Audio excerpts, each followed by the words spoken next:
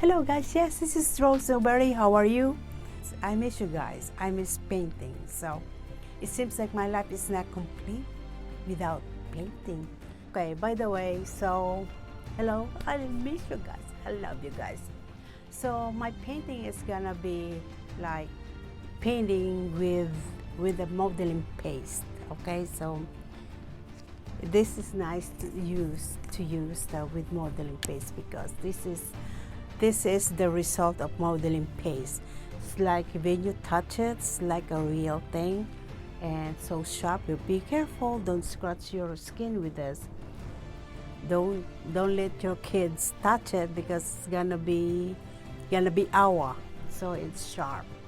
So this is I use silver colors like a gray, if you want to use a gray, and then white color, and then just a gray.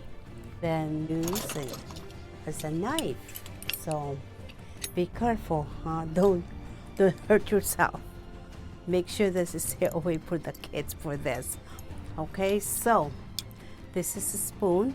If you don't have nothing else to use, you can use, I think, a butter knife, a bread knife, the small one, and then the old spoon.